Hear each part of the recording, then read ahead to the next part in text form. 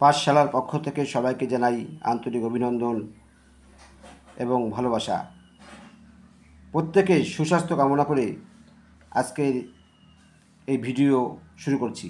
আজকের টপিক রয়েছে পঞ্চম শ্রেণীর জ্যামিতিক ধারণা।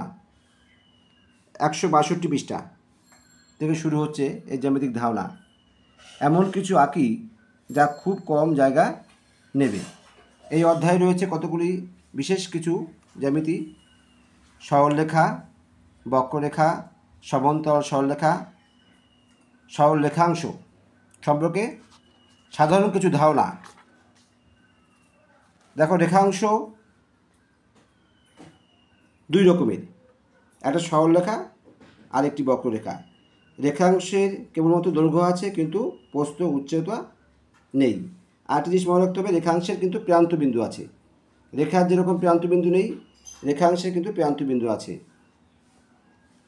এরপরে রয়েছে সরলরেখা কাকে বলে। সরলরেখার একটি বিন্দু থেকে অপর একটি বিন্দু যেতে কোনো দিক পরিবর্তন করতে হয় না, এটা সরলরেখা। তাহলে এবি একটি সরলরেখা, এর কোনো দিক পরিবর্তন করছে না, সোজা যাচ্ছে। এ আর বি সোজা, এটা হচ্ছে সরলরেখা। আর বক্ররেখার উপর একটি বিন্দু থেকে ওই রেখা বরাবর অপর বিন্দুতে যেতে ক্রমাগত দিক পরিবর্তন করতে হয়। যেমন সিডি, এইটা বেঁকে যাচ্ছে, এটা হচ্ছে বক্ররেখা। এরপর হচ্ছে সমান্তরাল সরলরেখা। যদি একই সমান্তরালে দুটি সরলরেখা পরস্পরকে কখনো ছেদ না করে, তারা সমান্তরাল সরলরেখা। যেমন এখানে এই ছবিতে দেখা যাচ্ছে যে তিনটে দাগ যাচ্ছে, কিন্তু কেউ কাউকে ছেদ করছে না। এই ধরনের সরলরেখা হচ্ছে সমান্তরাল সরলরেখা। এরপর একটি প্রশ্ন খুব ইম্পর্টেন্ট: সরলরেখাংশ আর রশ্মির মধ্যে পার্থক্য। সরলরেখার প্রান্তবিন্দু নেই, দৈর্ঘ্য মাপা যায় না। সরলরেখাংশ দুটি প্রান্তবিন্দু আছে, দৈর্ঘ্য মাপা যায়। দুটি প্রান্তবিন্দু আছে, এই যে এখানে দেখিয়ে দেওয়া হয়েছে, দুটি প্রান্তবিন্দু আছে, এখানে একটা প্রান্তবিন্দু, এখানে একটা প্রান্তবিন্দু। আর রশ্মি, এবি রশ্মি, একদিক থেকে একটি প্রান্তবিন্দু আছে, অন্যদিকে প্রান্তবিন্দু নেই। রশ্মির একটা প্রান্তবিন্দু আছে তীর চিহ্ন দেওয়া, অন্যদিকে নেই, দৈর্ঘ্য মাপা যায় না। এরপরে কতগুলি প্রশ্ন আছে, নিজে করি। একটি বিন্দু দিয়ে কতগুলি সরলরেখা আঁকা যায়? অসংখ্য সরলরেখা আঁকা যায়। দুটি বিন্দু দিয়ে কতগুলি সরলরেখা আঁকা যায়? একটি।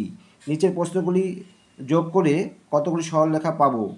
3টি সরলরেখা পেয়েছি এখানে, এবি, বিসি, সিএ। আর এটা পাওয়া যাচ্ছে 4টি, এবি, এসি, বিডি, ডিসি। এরপরে নিচের প্রত্যেকটি চিত্রে কতগুলি নাম দেওয়া সরলরেখাংশ আছে? প্রথমটা ক, এডি, বিসি, সিডি, বিএ, বিডি। এই যে একটা দেখে দিচ্ছে,